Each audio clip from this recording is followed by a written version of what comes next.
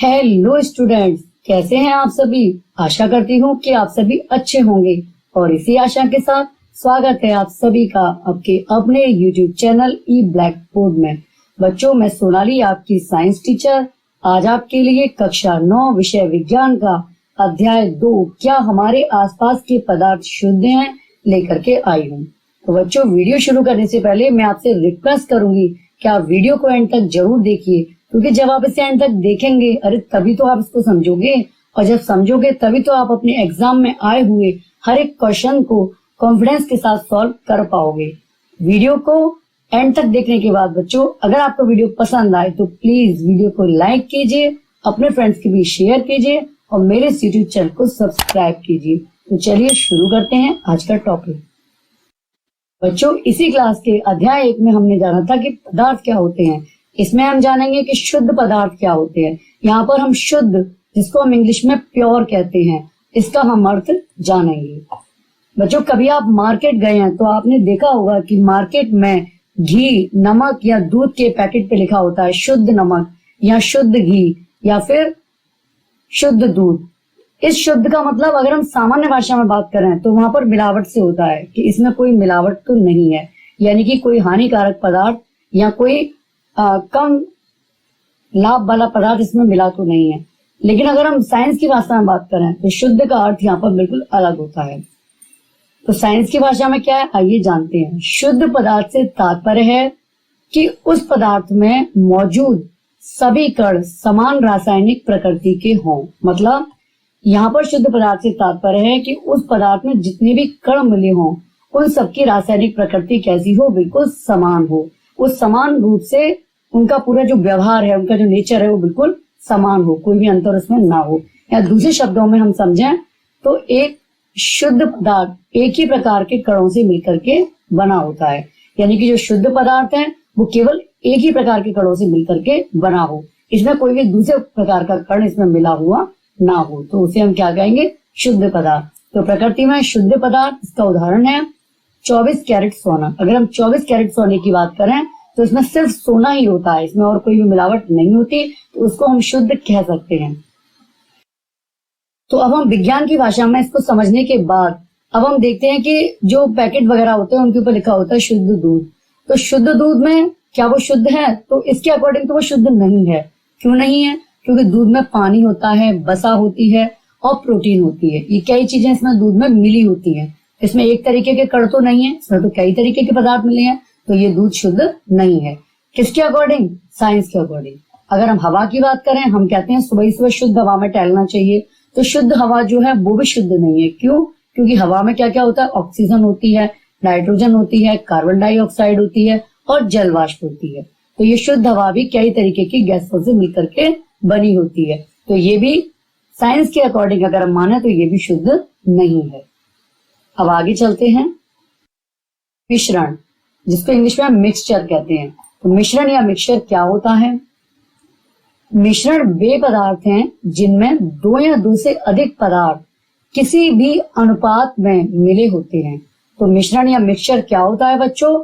जिसमें 2 या तो 2 पदार्थ या 2 से अधिक पदार्थ वो किसी भी अनुपात में मिले हों। मतलब उनका कोई निश्चित रेशियो नहीं है कि एक फिक्स रेशियो में हो, वो किसी भी अनुपात में अगर मिले हों तो हम उसको क्या कहते हैं, इसको हम मिश्रण कहते हैं। मिश्रण एक पदार्थ है जो 2 या 2 से अधिक तत्व अथवा यौगिकों से बना होता है। और इसको हम और भी अधिक उससे समझें साइंस के रूप में, तो ये 2 या 2 से अधिक तत्व हों या फिर 2 या 2 से अधिक यौगिकों हों, उनके मिलने से बना होता है। मिश्रण का एक सामान्य से कॉमन सा भी निकालिए, मिश्रण या मिक्सचर, यानी किन्हीं 2 पदार्थों को हम मिला दें किसी भी अनुपात में। अब उदाहरण की बात करते हैं। इसका उदाहरण है वायु। वायु जो कि कई गैस जैसे oxygen, nitrogen, argon, carbon dioxide, जल वाष्प आदि का मिश्रण है। बच्चों, वायु में कई गैसें होती हैं, oxygen, nitrogen, argon, carbon dioxide, जल वाष्प। तो ये सभी गैसें मिलकर के वायु का निर्माण करती हैं। तो वायु क्या है? इन सभी गैसों का मिश्रण है। अब आते हैं मिश्रण के प्रकार। मिश्रण के प्रकार, मिश्रण 2 प्रकार के होते हैं। नंबर 1 समांगी मिश्रण, जिनको होमोजीनियस मिक्सचर भी कहते हैं। नंबर 2 विषमांगी मिश्रण, जिसको हेट्रोजीनियस मिक्सचर भी कहते हैं। अब आइए इनको विस्तार पूर्वक एक एक करके समझते हैं। समांगी मिश्रण, जिसको हम इंग्लिश में होमोजीनियस मिक्सचर कहते हैं। क्या होता है समांगी मिश्रण? ऐसे मिश्रण जिसमें दो या दो से अधिक अवयव उपस्थित रहते हैं किंतु उन्हें अलग अलग नहीं किया जा सकता, समांगी मिश्रण कहलाते हैं। तो बच्चों, ऐसे मिश्रण जिसमें या तो दो या फिर दो से अधिक अवयव उपस्थित हो और उनको हम अलग अलग नहीं कर सकते, ना उन्हें हम अलग अलग कर सकते और ना ही उनको हम अलग अलग देख सकते, तो ऐसा मिश्रण क्या कहलाता है? समांगी मिश्रण कहलाता है। और जो मिश्रण के सभी अवयव हैं वो समान रूप से वितरित होते हैं। जब हम दो या दो से अधिक अवयव को मिलाकर के मिश्रण बनाते हैं तो मिश्रण के सभी अवयव समान रूप से उसमें वितरित रहते हैं या समान रूप से उसमें फैले रहते हैं। इसका उदाहरण है जल में चीनी का विलयन या जल में नमक का विलयन। अब इसी डेफिनेशन को हम एक उदाहरण के द्वारा समझते हैं। जल में चीनी का विलयन, हम ये वाला उदाहरण लेकर के इसको प्रयोग करके समझते हैं। तो बच्चों, इस प्रयोग में हम एक गिलास लेते हैं और ग्लास में हम ये वाटर लेते हैं, यानी कि पानी हमने ग्लास में लिया। अब हम क्या करेंगे, एक चम्मच में चीनी लेकर के इसमें डालेंगे। ये हमने एक चम्मच चीनी इसमें डाल दी और एक चम्मच चीनी डालने के बाद इसको हम अच्छे से मिक्स करेंगे। चीनी को पानी में अच्छे से मिक्स कर देंगे और थोड़ी देर बाद इसको रखने के बाद में हम देखेंगे कि ये जो चीनी है ये इसमें हमको कहीं भी अलग से दिखाई नहीं दे रही।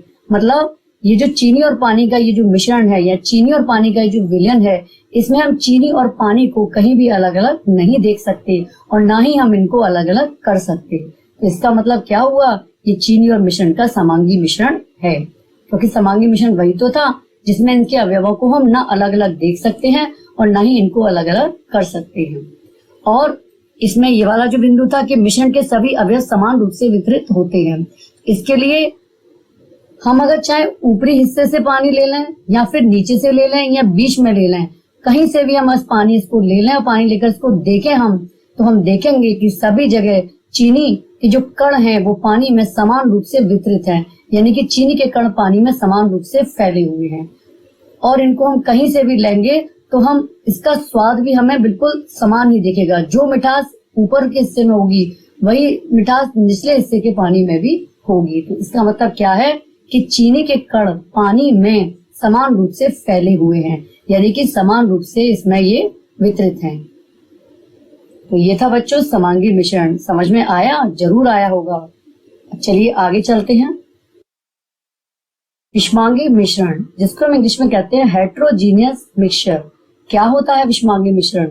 ऐसे ठोस अथवा द्रव पदार्थों के मिश्रण जिनमें उनके अवयवी पदार्थों को सामान्यतः अलग अलग देखा जा सकता है, विषमांगी मिश्रण कहलाते हैं। इसका उदाहरण है पानी और मिट्टी का मिश्रण। आइए बच्चों, इसको इसी उदाहरण की सहायता से हम इस डेफिनेशन को और अच्छे से समझते हैं। तो हमने इसमें एक गिलास लिया है ये, और इस गिलास में हमने एक चम्मच में मिट्टी लेकर के उसको डाला है और एक चम्मच मिट्टी डालने के बाद हमने इसको अच्छे से मिक्स किया है और इसको मिट्टी को पानी में अच्छे से मिलाने के बाद इसको जब हम कुछ देर के लिए रखते हैं तो कुछ देर बाद हम देखते हैं कि मिट्टी जो होती है वो गिलास के निचले हिस्से में मिट्टी की मात्रा ज्यादा होती है और ऊपरी भाग में मिट्टी की मात्रा अपेक्षाकृत कम होती है। और इसके जो अवयव हैं उनको हम अलग अलग देख पा रहे हैं। इसमें अवयव पानी और मिट्टी के मिश्रण के अवयव क्या क्या हैं? पानी और मिट्टी। तो देखिए हम अलग से देख पा रहे हैं, ये मिट्टी हमें अलग दिखाई दे रही है और पानी हमें अलग दिखाई दे रहा है। तो यही तो कहा गया था कि ऐसा मिश्रण जिसमें उसके अवयवी पदार्थों को सामान्यतः अलग अलग देखा जा सकता है, तो हम इनको अलग अलग देख पा रहे हैं। तो ये कैसा मिश्रण है? विषमांगी मिश्रण। और इस प्रकार के मिश्रण में सभी घटक समान रूप से वितरित नहीं होते। और बच्चों, इसमें जो इसके अवयव हैं या इसके जो घटक हैं जिनसे ये मिश्रण मिलकर के बना है वो समान रूप से वितरित नहीं होते। वो देखिए, वो भी हमें इस प्रयोग में दिख रहा है साफ कि जो मिट्टी के कण हैं वो नीचे के भाग में अधिक हैं और ऊपर के भाग में कम हैं। यानी कि मिट्टी के कण पानी में समान रूप से फैले हुए नहीं है, बल्कि इनकी मात्रा नीचे की तरफ ज्यादा है तले की तरफ, और ऊपर की तरफ इनकी मात्रा कम है। तो बच्चों, ये हमने विषमांगी मिश्रण को समझा। इसका अन्य उदाहरण है चौक और पानी का मिश्रण। चौक जिससे हम ब्लैक बोर्ड पे लिखते हैं उसको भी हम पानी में घोलकर अगर मिश्रण बनाएंगे तो उससे भी हमको विषमांगी मिश्रण ही प्राप्त होगा। तो बच्चों, ये था विषमांगी मिश्रण। अब आगे चलते हैं। विलयन, जिसको हम इंग्लिश में सॉल्यूशन भी कहते हैं। सॉल्यूशन या विलयन क्या होता है? विलयन दो या दो से अधिक पदार्थों का समांगी मिश्रण है। विलयन क्या है? जिसमें दो या दो से अधिक पदार्थ मिले होते हैं और उनका जो समांगी मिश्रण होता है वो क्या कहलाता है? विलयन या सॉल्यूशन कहलाता है। उदाहरण है चीनी और जल का विलयन। जैसे हमने भी पीछे भी उदाहरण देखा था, एक गिलास में हम पानी लें अगर, और पानी में अगर हम 1 चम्मच या 2 चम्मच चीनी डाल दें हम इसमें अगर, और चीनी को अच्छे से मिला दें, तो ये जो इसका समांगी मिश्रण प्राप्त होगा ये क्या कहलाएगा? ये विलयन कहलाएगा।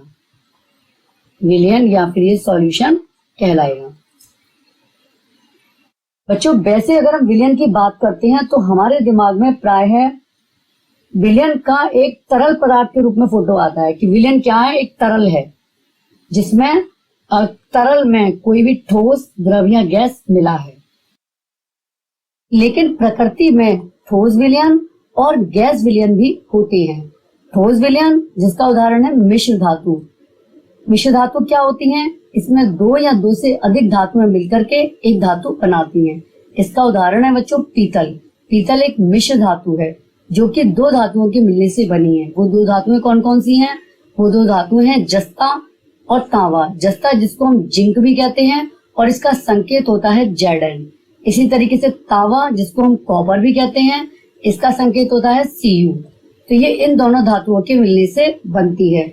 और पीतल में जो जस्ते की मात्रा होती है वो होती है 30%, 30% होती है, और तांबा या कॉपर की मात्रा होती है 70%, यानी कि 70% ये होती है। तो पीतल का निर्माण जस्ता और तांबे के मिलने से हुआ है, यानी कि पीतल जस्ते और तांबे की एक मिश्र धातु है जो कि ठोस विलयन का उदाहरण है, यानी कि ठोस का ठोस में विलयन। अब आगे आता है गैस विलयन। गैस विलयन इसको हम पहले भी पढ़ चुके हैं। इसमें इसका उदाहरण है वायु। वायु में बच्चों नाइट्रोजन जो होती है उसकी मात्रा सबसे ज्यादा होती है, 78% होती है वायु में। और बाकी जो गैसें हैं कौन कौन सी? ऑक्सीजन है, CO2 है और जलवाष्प वगैरह हैं। इनकी मात्रा काफी कम होती है। जैसे ऑक्सीजन की 21% होती है और कार्बन डाइऑक्साइड की 0.03% होती है। तो ये सभी गैसेस जो हैं ये नाइट्रोजन में मिलकर के वायु का निर्माण करती हैं। तो ये नाइट्रोजन में ये सभी गैस मिल जाती हैं जिससे कि ये गैसीय विलयन बनता है। तो बच्चों, ठोस विलयन का उदाहरण मिश्र धातु है और गैस विलयन का उदाहरण वायु है। अब आगे चलते हैं नेक्स्ट टॉपिक पर। विलयन के दो भाग होते हैं या विलयन को दो भागों में विभाजित किया जा सकता है। कौन कौन से? नंबर 1 विलेय, जिसे इंग्लिश में हम सॉल्यूट कहते हैं, और नंबर 2 विलायक, जिसे इंग्लिश में हम सॉल्वेंट कहते हैं। तो यानी कि विलयन की बात करें तो विलयन बराबर होता है विलयन बराबर विलेय प्लस विलायक। विलेय प्लस विलायक, यानी कि विलयन विलेय और विलायक के मिलने से बना है। विलेय क्या है आइए जानते हैं। विलेय या सॉल्यूट, विलयन का वह घटक जो कम मात्रा में उपस्थित होता है विलेय कहलाता है। इसको हम उदाहरण से समझते हैं। ये हमने इसमें एक गिलास लिया है और गिलास में हमने ये पानी लिया है। ये पानी है। अब इसमें हमने 1 चम्मच चीनी मिलाई। 1 चम्मच हमने इसमें चीनी डाली। तो चीनी इसमें कम मात्रा में, चीनी की मात्रा कैसी है? कम है। और पानी इसमें ज्यादा मात्रा में है। पानी कैसा है? ज्यादा मात्रा में है। तो चीनी क्या है इसमें? विलेय। इसमें चीनी क्या है? चीनी इसमें है विलेय। पानी इसमें विलायक,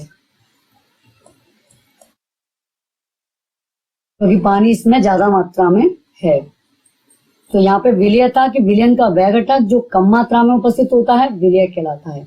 या फिर ये भी कह सकते हैं कि पदार्थ जिसे घोला जाता है वो भी विलय कहलाता है। इसमें ये हमने पानी लिया, इसमें कौन से पदार्थ को घोला गया है? चीनी को। हमने इसमें चीनी को ही तो घोला है, तो चीनी क्या है? विलय। एक तो इसको घोला गया है या फिर ये कम मात्रा में है। दोनों ही डेफिनेशन अगर देखें तो ये क्या कहलाएगा? ये चीनी विलय कहलाएगी। अब विलायक जिसको सॉल्वेंट कहते हैं, ये क्या होता है? विलयन का वह घटक जो अधिक मात्रा में उपस्थित होता है विलायक कहलाता है।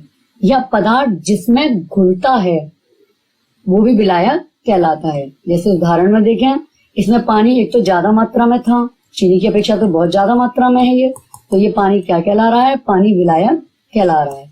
और दूसरी बात, दूसरी डेफिनेशन के अकॉर्डिंग कि जिसमें घोला जाता है, तो चीनी को हमने किसमें घोला है? पानी में, तो पानी क्या है? विलायक।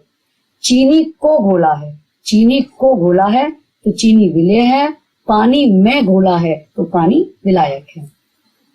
और इस विलय और विलायक को मिलाकर के जो चीनी का ये जो हमें घोल प्राप्त हुआ है, ये क्या है? ये विलयन कहलाता है।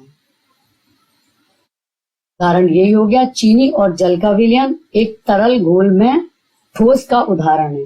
इसमें घोल जो है वो मतलब तरल है पानी, और उसमें ठोस यानी चीनी को मिलाया गया है, जिसमें चीनी विलय है और जल विलायक है। अब इसके और भी उदाहरण हम आगे देखते हैं। आयोडीन और एल्कोहल का विलयन, आयोडीन और एल्कोहल का विलयन जिसे हम टिंचर आयोडीन भी कहते हैं। ये भी क्वेश्चन एग्जाम में आता है कि टिंचर आयोडीन क्या है या ये किस किस से मिलने से बना होता है। तो टिंचर आयोडीन आयोडीन और एल्कोहल का विलयन है। इसमें आयोडीन तो विलय है और एल्कोहल जो है ये विलायक है, यानी कि आयोडीन को घोला गया है किसमें? एल्कोहल में।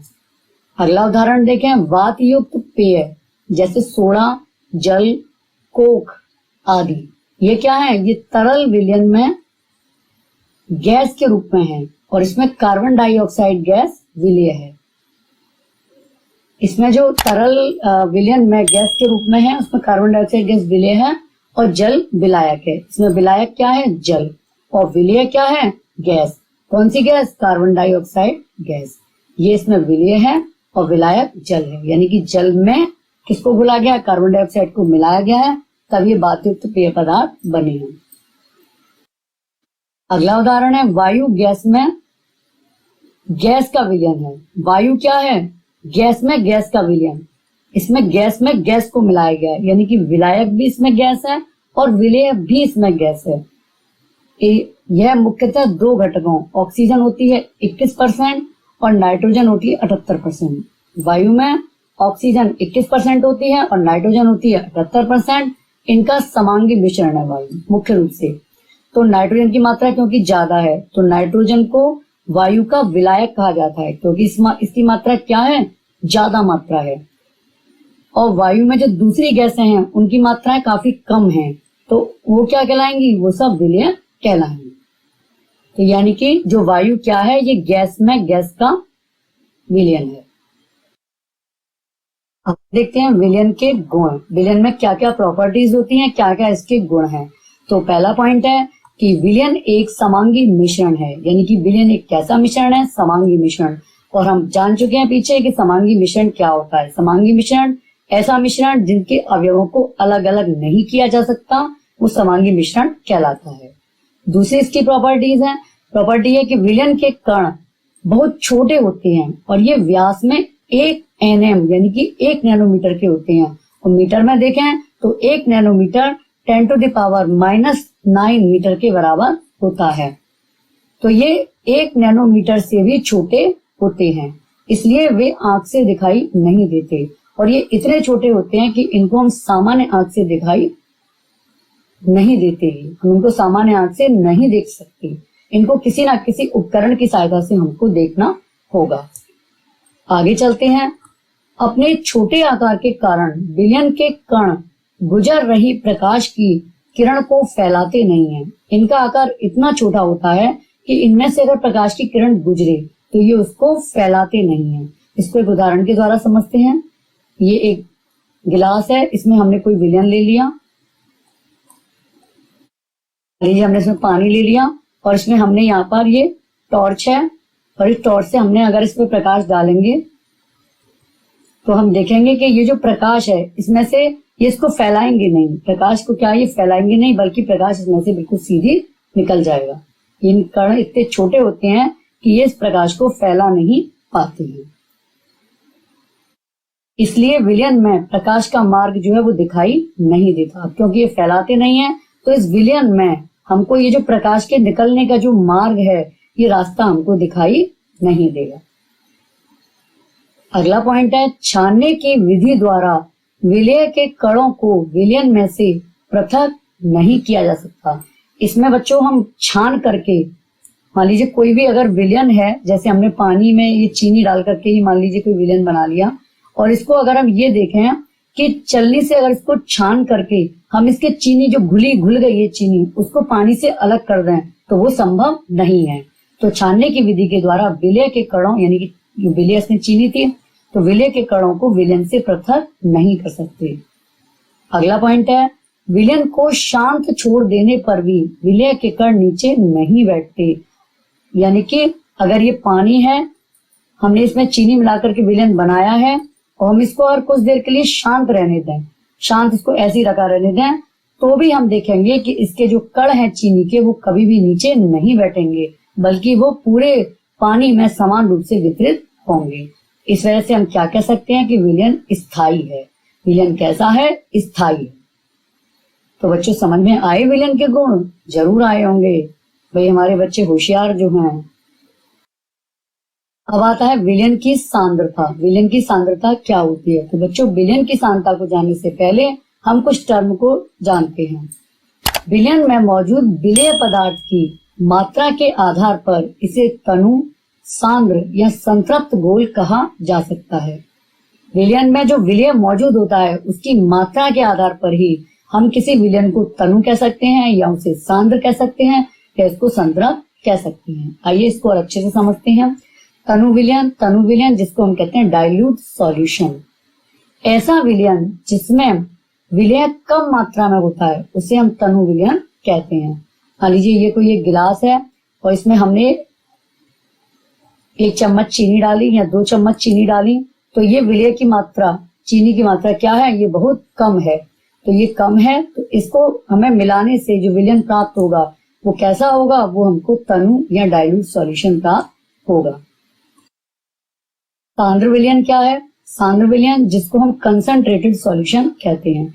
ऐसा विलयन जिसमें विलय ज्यादा मात्रा में होता है सांद्र विलयन कहलाता है।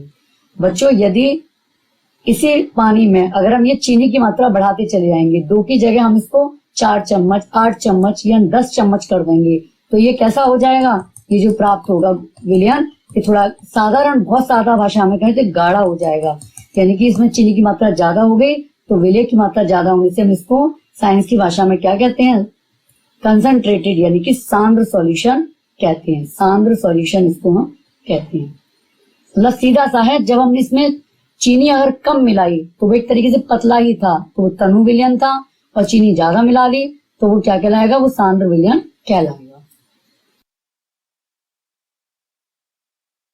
अब आता है संतृप्त विलयन, जिसे इंग्लिश में कहते हैं सैचुरेटेड सॉल्यूशन। ये क्या होता है? एक निश्चित तापमान पर यदि विलयन में विलेय पदार्थ नहीं घुलता है तो उसे संतृप्त विलयन कहते हैं। जैसे मान लीजिए ये हमने ये गिलास लिया, इसमें हमने पानी ले लिया और इसमें हमने 1 चम्मच चीनी डाली पहले। फिर हमने क्या करा? चीनी की मात्रा हम और बढ़ाते गए। 1 चम्मच चीनी डाली, वो घुल गई इसमें अच्छे से।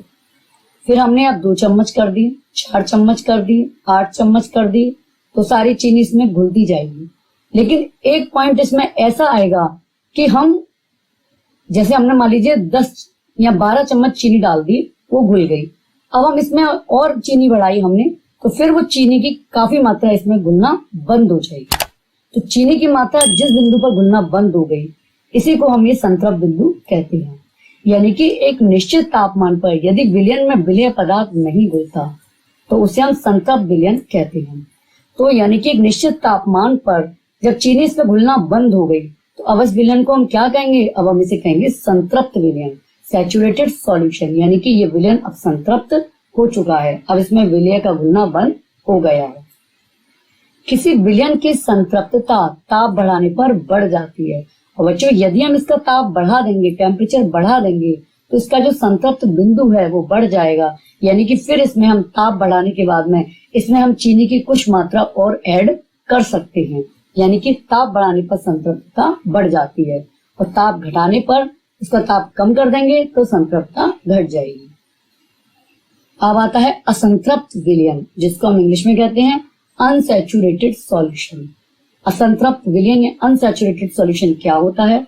यदि एक विलयन में विलेय पदार्थ की मात्रा संतृप्तता से कम है, यानी कि जब तक ये घुलना बंद हो रही है, घुलना बंद हो जाती है, तभी तो हम कहते हैं कि विलयन संतृप्त हो गया। तो अगर विलेय की मात्रा इस संतृप्तता से कम है, यानी कि 13 चम्मच पे मान लीजिए ये घुलना बंद हो गया था, 12 चम्मच पे घुलना बंद हो गया था, फिर नहीं घुल रहा था, तो 12 चम्मच से अगर चीनी की मात्रा कम है, 6 चम्मच है, 7 चम्मच है, 8 चम्मच है, तो वो इसकी संतृप्तता से कम है, तो इस ऐसे विलयन को हम क्या कहेंगे? असंतृप्त विलयन। या दूसरे शब्दों में कहें तो जिसमें चीनी घुलती रहे, जब तक घुल रही है तब तक संतृप्त पॉइंट नहीं आया है, बीच में अगर हम इस चीनी इसमें घुल पा रही है तो उसे हम क्या कहेंगे? असंतृप्त विलयन कहेंगे। यानी कि ये विलयन असंतृप्त है, इसमें हम और चीनी ऐड कर सकते हैं, और जब घुलना बंद हो गई तो फिर वो संतृप्त विलयन कहलाएगा, फिर उसमें चीनी नहीं घुलेगी। तो बच्चों ये था असंतृप्त विलयन या अनसैचुरेटेड सॉल्यूशन। तो आज का वीडियो हम यहीं पे रोकते हैं। बच्चों कैसा लगा आपको वीडियो? आशा करती हूँ कि आपको वीडियो पसंद आया होगा और ये चैप्टर आपको अच्छे से समझ में आया होगा। अगर आपको वीडियो अच्छा लगा है तो प्लीज वीडियो को लाइक कीजिए, अपने फ्रेंड्स के बीच शेयर कीजिए और मेरे इस यूट्यूब चैनल को सब्सक्राइब कीजिए। तो मिलते हैं नेक्स्ट वीडियो में इससे आगे के टॉपिक के साथ। जब तक के लिए बहुत बहुत धन्यवाद। Good bye.